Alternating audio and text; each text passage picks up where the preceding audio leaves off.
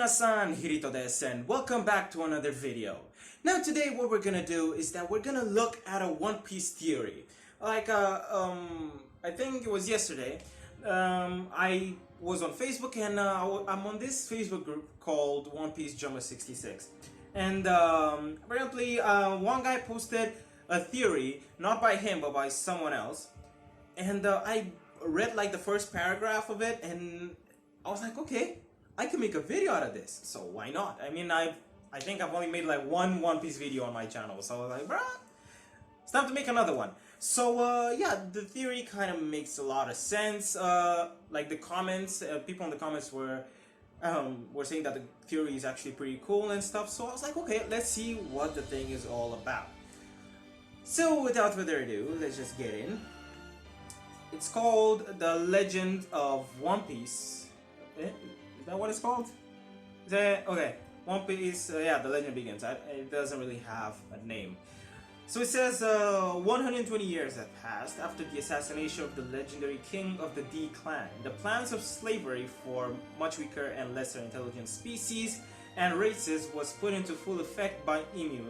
If for those, like, okay, there are gonna be some spoilers over here, of course, for like the people that haven't watched or read One Piece and are not caught up, right? So of course, for those that still want to watch, who don't care about being spoiled, Emu is actually the one that stands at the top of the world government. Like at the beginning, what we thought that the five elders were the ones that were at the top of the world government, but it actually seems that there's another person or being or whatever that actually stands at the top, because there was an episode where we saw the five elders actually bowing down before Emu. We don't know how he looks like, we don't know who he is or who she is, we have no idea. Yeah, well, anyway, so, yeah, pulled for effect by Emu, who feared the ideologies of the ancient kingdom, who wanted to promote equality and uniting all races and species by destroying the red line that sat at the epicenter of the world of One Piece, thus teaming up with the 20 other kings who ruled 20 different kingdoms and wiping the ancient kingdom and the existence of the history during the Void Century. So this particular part here actually makes a lot of sense, because like as we all know, it's talking about like the legendary king of the D clan, and we all know about the D, you know, about the D. But anyway, we all know about it, like there's Monkey D. Luffy, Trafalgar D. Waterlaw, Gold D. Roger, Monkey D. Garb, Monkey D. Dragon, all these guys, you know, they have D in their names. It all appears that there's something revolving around D, you know, the will of D, and we still don't know what it is, but like what we do know is that something happened in that Void Century that nobody knows about except the top dogs in the world government and the some celestial dragons, of course. So looking at it this way, it kind of makes sense, because like they want to keep everything about the D clan and what happened at that point in time secret. So of course thus comes the talk about the Void Century. Now, however, 800 years later, after the Void Century, of the 20 kings who later on became the Celestial Dragons were responsible for the destruction of the ancient kingdom, which resulted in the emergence of the world government and navy, would come up as a result of slavery and oppression of different species that took center stage as initiated by the 20 kingdoms that overthrew the ancient civilization that had all races together under one sovereign king who wore the straw hat of legends that Emu seized. Now, here again, some more spoilers. Now, what we noticed in the episode where we saw Emu, like we only saw the shadow. It looks like a long, kind of tall being or whatever. But yeah, we saw him open a door and we saw a large straw hat. Okay? Now we know that the straw hat that Luffy wears has a huge story behind it, because it belonged to Shanks, who later who actually got it from Goldie Roger, who was the pirate king, right? He was the only pirate king and he had that straw hat. Now the thing is, we know that Shanks got it from Goldie Roger, and we know that Luffy got it from Shanks, but the thing is, who did Roger get it from? You understand? So the whole thing, like, when we watch One Piece at the beginning, we're like, okay, it's just that he got it from Roger because Roger had the straw hat, and I was like, oh, that's so awesome because Luffy had it passed, it was passed down to Luffy, it belonged to Roger, yada yada yada. But now we actually see that the Straw Hat actually has more meaning than just it being passed down from Roger to Shanks to Luffy. There's something more to it. That meets the eye. Thus, seeing it in that episode with Emu, like he just opened the door and we saw a large Straw Hat. It was similar to Luffy's own, but like this thing was huge. Okay, I was like, okay, who the hell wore that? So anyway, a hat with a piece of power from that giant hat would end up in Roger's hands 800 plus years later, who then passed it on to Shanks, who later passed it on into Luffy. The Kozuki clan belonging to the ancient kingdom was forced to then present Kingdom of Wano as then present Kingdom of Wano as stonesmiths that not only carved poneglyphs but the legendary swords as well. Now here's another thing. There was one more thing I wanted to mention from the second paragraph. It was talking about the different species that were all together under one sovereign king. Now, there's another thing we need to remember. Big Mom. Now, Big Mom, her dream or her goal is to have a crew made up of every single species of whatever, people or stuff like that in her crew. And we've seen that she's actually now looking to get King to join her crew. King is one of Kaido's men because he's a different species, and he's a very, I think his species are almost gone completely or whatever, but she's trying to get all of them under her.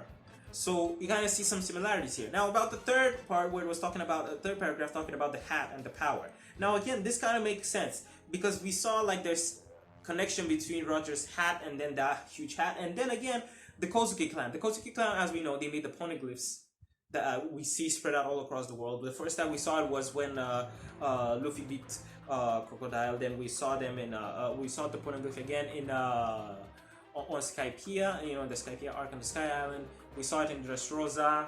Wait, was it? I think it was in Dressrosa or whatever. And then we saw the red ones. The one that Big Mom has, the one that the one that the Minks have. And what we heard now is that Kaido also has one. Now it remains to get one more, and then you're gonna be able to find the island Raftel. Now, as we all know, the Kozuki clan not only made the poneglyphs but also the legendary swords. And by the swords, we're talking about, like, for example, you see Zoro's swords. If you're following up with the anime and manga, you know that Zoro gained another sword called Enma, and Enma was one of those legendary swords. Oden had one. I think now Zoro has 3. Yeah, I think he has 3 of them.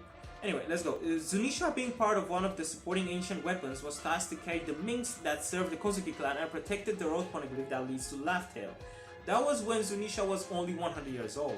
The Mermaid Prince had already communicated with Joy Boy about the plan, to unite everything in one piece. However, before they could finalize their plan to destroy the Red Line and unite all the seas, north, east, west, and south blue, however, the plan failed after he was captured. As we all know, Joy Boy was captured and then he died. So, Zunisha, if you don't know, Zunisha is that huge elephant that carries the Mink Island on its back. Luffy and his crew went there, and that's where they found one of the road poneglyphs that were made by the Kozuki clan. And we all know that the Kozuki clan and the Minks have a tight relationship. They're like family. The Minks actually serve the Kozuki clan. Now, the Kozuki stonesmiths were tasked 4 things by Joy Boy before he died. 1. To create poneglyphs and using the ancient language understood only by the races that belong to the ancient kingdom. 2. Create 4 red poneglyphs that directs to the final island with the real true history of One Piece, information about the 3 ancient weapons and their current location. 3. Information on how to have full mastery of Haki, information of the list of support ancient weapons and the power that was bestowed to tribes that saved the legendary king. Kozuki clan leader with the power to hear and control the Land King Zunisha. The Mermaid Princess with the power to control and communicate with the Sea Kings. However, above them all is a chosen member who carries the will of the D family, who has acquired full mastery of hearing the voices of everything, I think. Will have the power to control all seas, air, and land kings, a power similar to the legendary king from the D family who ruled the ancient kingdom. to make, and then 4 to make a poneglyph with the apology letter from Joy Boy, who failed to fulfill his promise when he was captured by the enemy 800 years later. 800 years later, Roger embarked on a journey with his crew. Now, as we all know, everything. Now, let me go with the first thing that he said they should do: to create the poneglyphs and using the ancient language understood only by the races that belong to the ancient kingdom. Now, basically, there were two. Let me just say 2 countries. Yeah, 2 countries that knew how to read those poneglyphs, and those were Robin's people, and then the Kozuki clan. Those were the only people that could actually read the poneglyphs. And now, currently, the only person alive that could ever read the poneglyphs is Robin. And Robin is part of Luffy's crew. She's part of the Straw Hats. Then 2, create 4 red poneglyphs that direct to the island. We talked about that, right? That there are 4 poneglyphs that direct you to Laugh-Tale. Then, the third one, this is where things get interesting. The third one was talking about information on how to have full mastery of Haki. Now, as we all know, Luffy in Wano is now able to improve his armament Haki. Yeah, like when he attacks, now it can destroy something from within. We actually saw that happen in the manga. Now, then they said they should put information of the list of support ancient weapons and the power that was bestowed to the tribe that saved the legendary king.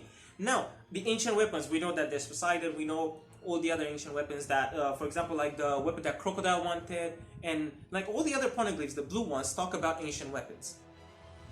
That's the difference between the blue ones and the red ones. The red ones show you the way to Laugh-Tale, whereas the blue ones tell you about some ancient weapons. Now, here's the other beautiful thing. It's Kozuki clan leader with the power to hear and control Land King Zunisha. Who was that? Odin. That was Kozuki Oden can hear Zunisha, and also Momonosuke can also hear Zunisha. Then, the Mermaid Princess with the power to control and communicate with the Sea Kings. Who is that? Shirahoshi. Shirahoshi is able to communicate with the Sea Kings, as we all saw when the whole battle went down in the... how do you call it? I forgot the name of the island, but anyway, you guys know what I'm talking about.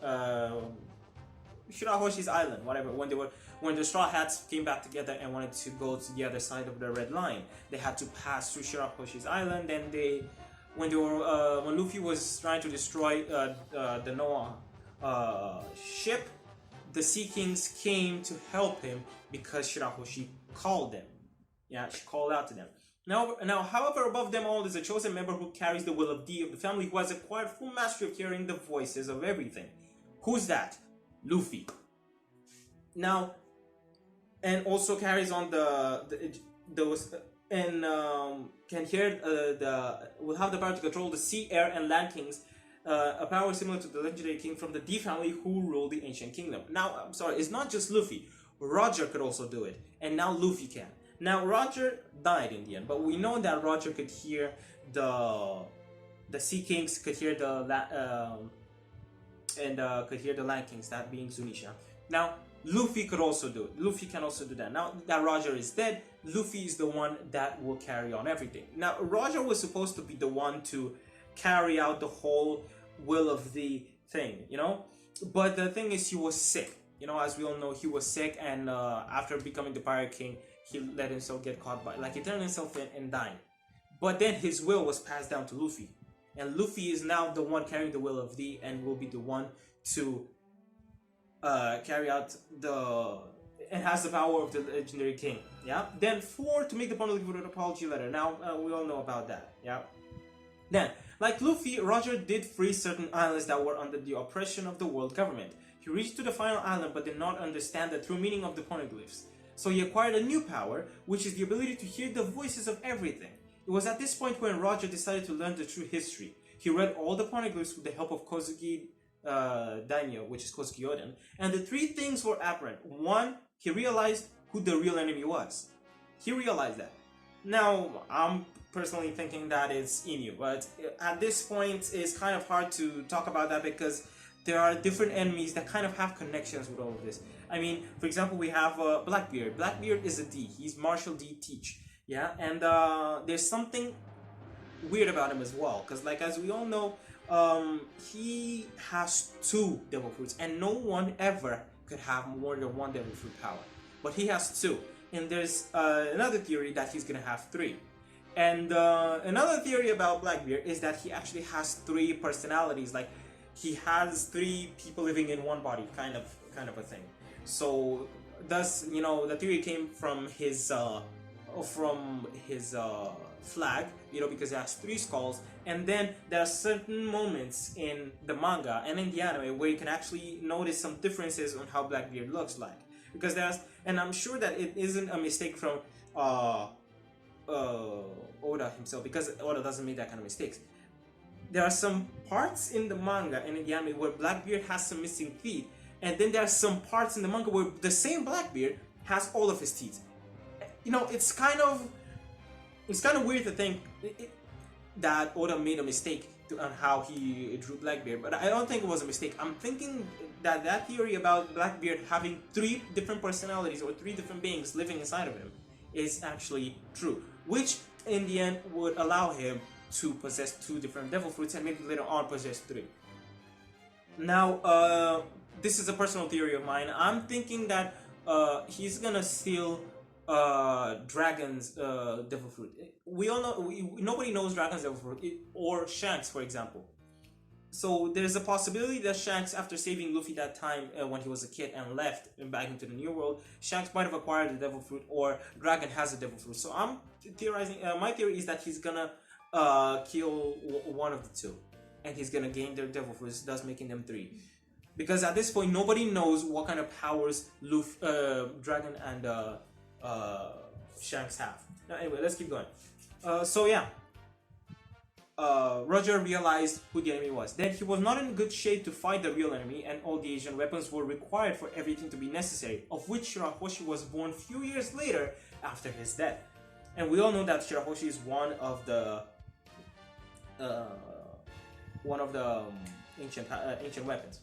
So he told his crew, together with Kozuki Oden, of the true history of the world of One Piece and Whitebeard before he passed away.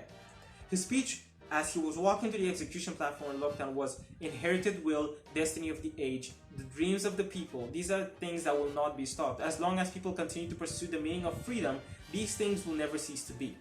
He left a huge hint as to what One Piece really is, the true history behind it, what the world government did, and that will destroy the whole world once the full will of D is fully awakened. Otherwise, Rayleigh wouldn't be stealing money in auctions if it was some treasure. Now, you understand? If the One Piece was actually a treasure, then Rayleigh wouldn't be needing to steal money like that, because Rayleigh would have had some money left, even if they left the One Piece there. If, like, for example, let's say the One Piece was like $1 million. I'm pretty sure that even like $1 billion, I'm pretty sure that maybe Rayleigh could take like a few hundred thousands or maybe $1 million, and he would still live perfectly. Yeah. Rayleigh knew as soon as he met Luffy, after hearing what Shanks told him, about a boy who said the same thing as Roger did. Rayleigh then remembered his captain's last words: "I'm not going to die, partner," which basically is something similar like Roger got reincarnated through Luffy, that kind of thing. Rayleigh, in order to see if there was some resemblance of Luffy to Roger, he then stated, "The enemies will be strong. Can you conquer such terrifying sea?" To Luffy, he said that to Luffy. Then he replied, "I don't want to conquer anything. It's just that the person who has the most freedom of sailing is the Pirate King." The same words Roger said to Shiki when he tried to pressure him to join him after he had found Uranus, one of the ancient weapons. Like Luffy, Roger wanted the freedom to do as he pleases. He went from being a pirate to being a revolutionary, which probably piqued Monkey D. Dragon's interest as he realized how corrupt the world government was and hated the nobles and celestial dragons. Another hint, Whitebeard's speech. The man Roger is waiting for, at the very least, is definitely not you, Teach. He was talking to Blackbeard. Yeah? Just like those who carry on Roger's will, I'm sure that there will be someone who eventually will fill Ace's will. Sengoku, you and the world government all fear that battle engulfing the whole world that will eventually come. As soon as someone finds that treasure, the world will be turned upside down, and someone will find it. One Piece exists. Now, before I keep going, there's a specific thing that wasn't written here, but like, personally, hinted something to me. I'm not sure if it did the same to you guys, but there was a specific moment before Whitebeard died. Like they were still going, they were still fighting to try and save Ace. They were really close, like close to the part where Luffy was going to climb up that ledge to save Ace. Whitebeard said something. Now, this is something that piqued my interest. It isn't as much as how he said it, but what it actually meant. You know, it says, everyone, or you guys, you know, it says Yarodomo, yeah? You guys, from now on, support Straw Hat Luffy with all your might. Now, the thing is, if you think about it, if it was just to save Ace, he would have said something like, everyone, back up Luffy. Done. Back up Straw Hat Luffy. That would have been different, but he said, from now on, support Straw Hat Luffy with all your might. Now later on, what do we see? We're in Wano right now. What is going on in Wano? Luffy is fighting Kaido and he has so many allies. Who among them are some of his allies? The former Whitebeard pirates. You understand what I'm trying to say? Now, the thing about Whitebeard kind of, in that statement, kind of stated that, as we all saw here, just like those who carry on Roger's will, I'm sure that there will be someone who eventually will fulfill Ace's will. Now, to me personally, it's as if Whitebeard knew that the person that the world was waiting for, or like the person that will carry on Roger's will, is Luffy, for more reasons than one. Number one, he has the Straw Hat. That he got it from Shanks. Shanks got it from Roger. And then again, you remember the meeting that he had with Shanks on his ship. It's like, who did you give your hand to, like your arm? And then who did you give your straw hat to? He said, I left it to the next generation. Again, those two kind of realized that Luffy will be the one to carry on Roger's will. So to me personally, when Whitebeard at that point, he knew that he was not gonna make it out of the Marineford. He knew that he was gonna die there. He was already too injured. So when he said, Yarodomo, everyone, from now on, support Straw Hat Luffy with all your might. That statement alone shows that Whitebeard put all his faith in Luffy, not just to save Ace, but also to get to the One Piece. Next thing. Everything all goes back to freedom from oppressors who pose to be heroes of justice and controls things from behind, like behind the scenes, doing the most inhumane thing. Aokiji, having realized that the ins and outs of the Sekai Seifu, which is the world government, he started questioning things and seeing things more clearly. He realized that his friend Jaguar D. Saul, who he killed when he was trying to protect Robin, whom he killed, was trying to tell him something about the poneglyphs. Aokiji got really interested and started exploring and realized that if he's to reach Raftel, the only crew to join is the Blackbeard pirates. Like Aokiji, Fujitora has the same perception and can't really tell what to think of Luffy. Now, at this point, Aokiji thought that the Blackbeard pirates, besides the Straw Hats, they're like the fastest growing and the pirate crew in the whole world. Like, not only in numbers, but also in strength. Same thing with the Straw Hats. Like, at this point in time, of course we have the Worst Generation, but at this point in time, the pirate crews that are going head to head and toe to toe at this point are the Straw Hats and the Blackbeard pirates. Because they are the only ones that have been growing so fast, like faster than anyone. Of course there's the Kid pirates and then there's the Heart pirates, but like, those guys are not at that level yet. As we see, Luffy has challenged so many people, so many organizations. He challenged the world government in every single major world government island there was. There was Impel Down, there was Marineford, there was I forgot about the other one where he literally like it almost destroyed the whole island. He challenged those guys, he challenged Big Mom, and now he's challenging Kaido, something that other pirates couldn't do. Except for Blackbeard. Blackbeard has done these kind of things, like he wanted to challenge Shanks. He defeated Moria, who fought toe-to-toe with Kaido. Of course, Moria wasn't as strong as he was before, but still, he got all those amazing pirates in his crew, you know? So at this point, the Straw Hats and the Blackbeard pirates are going to toe-to-toe, which is why now you're saying Aokiji joined the Blackbeard pirates, and to me personally, I'm saying that Fujitora will be the one of the like the one admiral who's actually gonna support Luffy, because that's how the things are gonna end up. Because Fujitora actually likes Luffy. He doesn't really see him as an enemy. He likes him, and in the background, Sengoku kind of likes Luffy as well.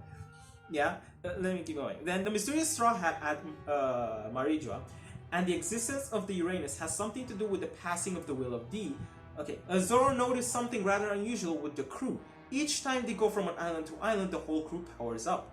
And that's actually true. Every time they go from an island to another island, they actually get some sort of new power. Like they power up more and more, they get stronger. And it's actually understandable because they defeat a certain opponent, and the only way to defeat a certain opponent is they have to surpass him. And they always find a different way to surpass him. Sanji learned the Diable Jambe and defeated like who did he defeat? Like he fought some really tough guys. I like my mind right now. I'm sorry, bro. Well, like I can't really remember. But he actually went toe to toe with the Flamingo for a short period of time. Then Aokiji, when he first met the crew, he mentioned the same thing. I have fought and came across different pirate crews that were tough, but your crew scares the living soul out of me. Since he knew how disturbingly strong the crew was getting, and again, when Luffy used the Ice King's Haki during the war at Marineford, the King's Haki, I don't know why I said ice. Luffy's first year as a pirate, he beat Alvida, Buggy, Captain Kuro, Don Krieg, Arlong, Crocodile, 2 members of CP9, which were Blue and Lucci, and then Moria. Shanks, before handing that straw hat, he noticed something unusual too. I've had so many great adventures with the straw hat. Bring it back once you become a great pirate. Doflamingo's speech to Magellan. Don't tell me you're protecting me, Magellan. Has he arrived? The assassin, like some grammar mistakes, whatever. To make sure I don't spill the beans about the national treasure of Marija to anyone. Honestly, it shouldn't matter if people find out. Power has a short shelf life. It rots faster than you would believe. Then a giant straw hat is seen at Pangaea, the straw hat we were talking about. Emu holding 2 bounty posters of 2 people from the D family. Realizing that the power of the straw hat was being transferred to either one of them, as the giant straw hat power was starting to slowly decrease in power, and his has to eliminate the enemy as quickly as possible. Something he became more aware of during Roger's time when the power was starting to weaken as well. Kaido, Big Mom, and I think they mean Rocks. Okay, and the Rocks crew were not mentioned just for the fun of it. The final crew will comprise of the defeated Yoko captains and the strongest new pirate captain of Rocks going against the Straw Hats, because Shanks would have been killed by them. Blackbeard will have obtained 3 broken devil fruits. Luffy will be the only other person part of the legendary Asian King to have awakened the King's Haki that allowed him to negate devil fruit abilities, thus making all of Blackbeard's devil fruit have no effect on him, only as a result of having attended immortality. Now, this last paragraph that I just read actually has like a few theories into one. First of all, we're actually seeing these things happen. Kaido and Big Mom were actually part of the Rocks crew, and what happened now? They teamed up just to defeat Luffy. Now you're actually seeing, okay, not just to defeat Luffy, but they want to start a war of some sorts. But like their main objective right now, before the war starts, is to defeat Luffy. That's the main objective. And we're actually seeing this happen right now. The Rocks crew are actually coming back together in a way. And then there's Blackbeard, like I said, he will obtain 3 devil fruits. Then, as we all know, I mean, it's pretty obvious, right? It's One Piece, whatever. Luffy's the main character. Luffy will defeat Kaido and Big Mom. Then the only pirate left that would be able to stand against Luffy, like that Luffy needs to still defeat, is Blackbeard. Because personally, the way I'm seeing things, Shanks would be, like it says here, Shanks would possibly die. We haven't seen him do much, but we have seen him go behind the scenes talking to different people, like the 5 elders. Like, what the hell? Shanks is talking to 5 elders. He stopped the war at Marineford with just a few words. You know, there's something about Shanks that we all want to know, but with time we will. But what I'm saying is that Shanks will die at the hand of Blackbeard in the end, and the only person that will be able to stand against Blackbeard would be Luffy. Now, they were talking about Luffy attaining immortality. Now, here's one way he will be able to attain immortality. In a sense, not really immortality, but the fact that he comes back to life. Why? In the world with Wano, I think that Luffy will actually die, but Law is there, and Law has the Ope Ope no Mi, devil fruit, and we've seen it that so many people want it. So many people want to buy it. Okay, it actually talks about it a bit. Just like the Gorosei, who haven't aged at all since the Ope Ope no Mi surgery was performed on them just after the voice century. When Robin was 8 years old and current, they all still look the same. No wonder Sengoku and the world government wanted to buy the devil fruit for 5 billion belly.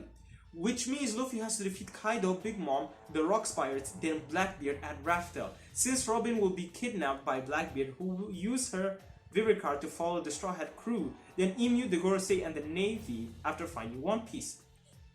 In order to pass and sail through, Luffy has to beat the Navy, the Gorosei, which are the 5 elders, and Emu before becoming the real Pirate King.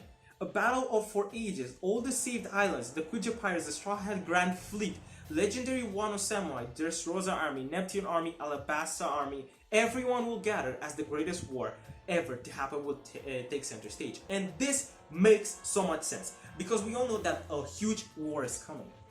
Yeah? To me personally, I think there are going to be like 2 different wars that are going to show up right now. I don't know if the Wano War will extend and will shift from like this. We're actually at the first stages of the Wano War right now.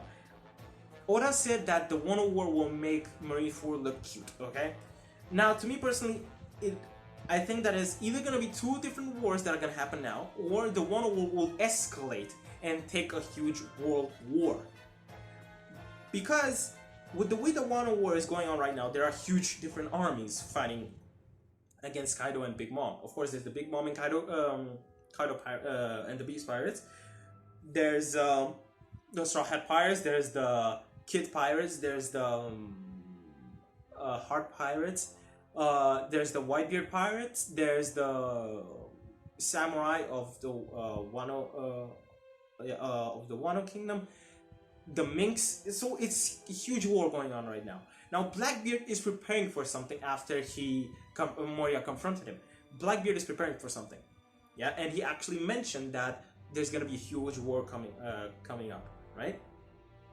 It was like all the big names he said something like all the big names have taken center stage, and they're like all the top dogs, they're fighting for the top seat or something like that. And of course, the Navy knows that there's a war going on right now in Wano. So I'm sure that the Navy won't stay quiet, because who rules the Navy right now? Who's like at the top of the Navy? Is Akainu, and Akainu wants to kill Luffy with every fiber of his being. Same with the Gorosei and Emu as well. Now, if the Emu, the Gorosei, and the Navy actually make their way towards Wano to stop the fight or to join the battle against Luffy and all the other pirates, Blackbeard is gonna join, Shanks is gonna join as well. Because one thing is for sure, neither Blackbeard nor Luffy at this point have all the poneglyphs. Now Blackbeard, to get to Raftel, needs all the 4 poneglyphs as well. And I think he only has 1. What I'm thinking is that Blackbeard has 1 of the poneglyphs. Now, if he goes there, Luffy already has 2. He can get 1 from Kaido, which will make him have all of them. Now, that's what I'm thinking. Blackbeard might actually go to Wano. And if Blackbeard goes to Wano, Shanks is gonna follow, of course. Or they might clash, and then Blackbeard will defeat Shanks and probably steal his devil fruit if he has 1. So basically, if Blackbeard makes his way to Wano, it's actually a pretty big chance that Blackbeard will make his way to Wano. Like I said, Kaido has 1 of the poneglyphs, Luffy has 2. So it all kind of makes sense. Then, but if the war would actually escalate and actually take place in Raftel, then all these guys that they mentioned right here, of course, there's a Straw Hat Grand Fleet. How could I forget about those guys? Those guys will follow Luffy to death. We'll know that, right? So all these guys, the Kuja Pirates, I mean, come on, Kuja. We have Hancock. Hancock loves Luffy to death. Okay? So then, let's go. As Pirate King, Luffy takes center stage with his 4 Yonko level commanders, Zoro, Sanji, Marco, and Jinbei. Which means that Marco will join the Straw Hat Pirates. But at the same time, I'm thinking that Marco might not. Because there's kind of a complication with this. Because we all know that each Yonko has like 3 main commanders, And as we all know, Luffy already has three main commanders, the Zoro, Sanji, and Jinbei. So I'm not sure if Marco would actually join. It might be that Marco would join the Grand Fleet. That's an idea. Now, arriving and making an entry that would shock the whole One Piece world. Broadcasted live with a King's Haki strong enough to make the Vice Admiral, Marine Elites kneel, and the Fleet Admiral Sakazuki sweating in fear, causing an earthquake. Even Garp would be petrified by the level of power his grandson would have attained that is above his and Roger's by far when they were in their prime, eclipsing even the legendary king of the Ancient Kingdom who owned the straw hat that was stolen by Emi 20 years after his assassination of the legendary king, the death of Joy Boy, and 15 years before the Void Century. Now, of course, Luffy will master Conqueror's Haki. That's for sure. He will master it. And if he master it, I don't know who's gonna stand against that level of Conqueror's Haki. What will happen once the full power of the giant straw hat has been fully transferred to Luffy? What kind of king will Luffy become? The whole world is now watching, and Luffy enters the Marineford Plaza, walking straight down into Marineford Plaza. He begins his speech. Luffy, I've been to Raftel with my crew for the last 2 years. One of my crew members, Robin, before she died, like at this point, what do you mean before she died? Like, what? Okay, she fulfilled her dream of reading the true history and shared it with the entire crew. However, there was one more point group that emerged once I acquired full mastery of the hearing of voices of all things. There's a mystery person that neither the Navy nor the world knows, but only the Gorosei knows, that sits on the so-called empty throne. He's the real enemy. Even the allied nations of the world government were lied to. Emu, yeah? Okay, Robin dies. I don't know about that. I don't think Robin would actually die. That I don't know. King Nefertari, one of the 20 kings, to do any one of you know why he never joined the other kings who became celestial dragons at Marijua? It's because he realized he was deceived and regretted siding with the guy who controls everything. Marine Elite runs to Akainu. Gensei, or whatever, he's talking to Akainu. We have received orders to kill Mugiwara immediately. Gorosei with Emu watching the live broadcast. This is what I heard, had feared all along. It started with Roger, now this kid. Luffy continues his speech. All the people you Marines killed in the name of justice were villains. Shirohige, Ace, they all died in vain. GG is talking to Garp. You being used all your life. Now let me tell you the real enemy and his name, who happens to be the one who rules this world. Luffy, using his future observational, he foresaw Akaido's action and told him not to move an inch. It's useless.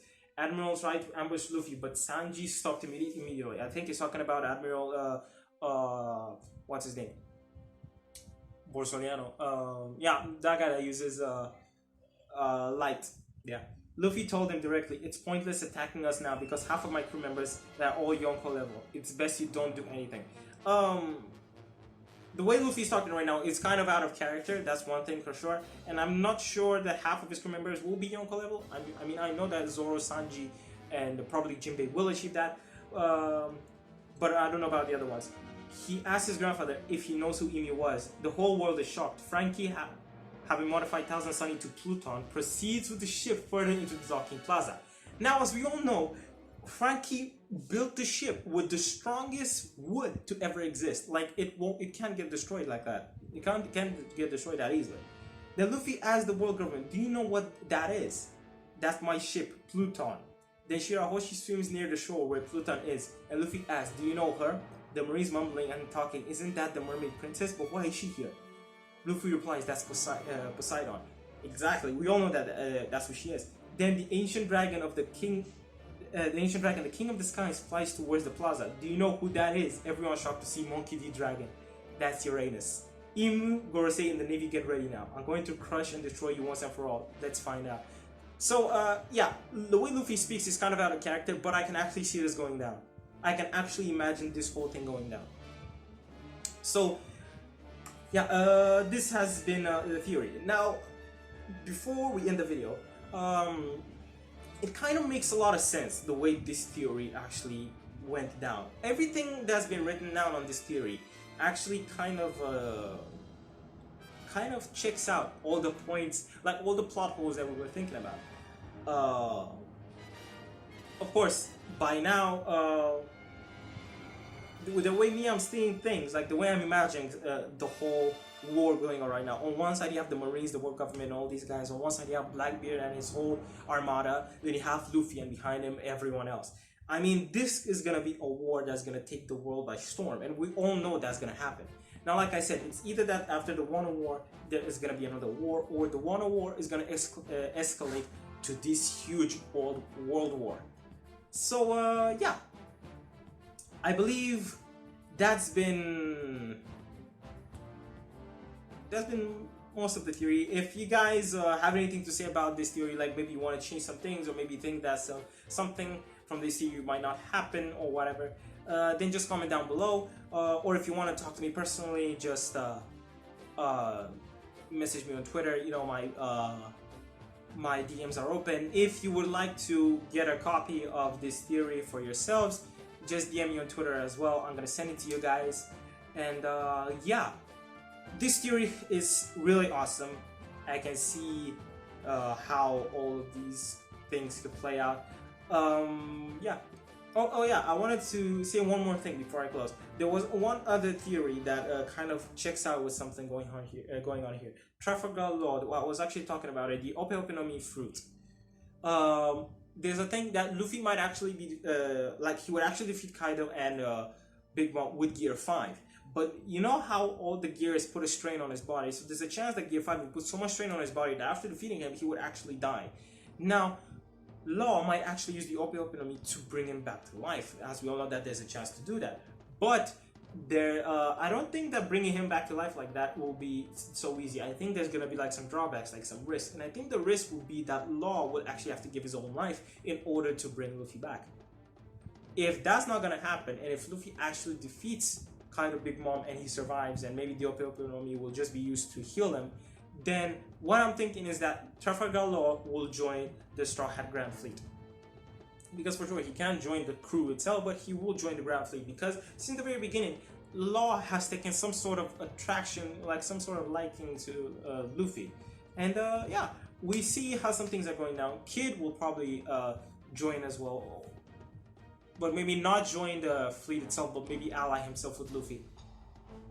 But yeah, that's been the theory itself. Like I said, if you guys want a copy of the theory, just DM me on Twitter. If you have other things to say, like some things to add or some things to take out, or like some comments to make about this, you know, just comment down below. And yeah, also don't forget to comment, like, and subscribe, especially subscribe, guys. And like, yeah, and share it to other people, because like this theory is really awesome. This theory is amazing. And I would really love for you guys to give me your take on that. Anyway, that's been all from me. I've been Hirito, and I will see you all in the next video. Johnny!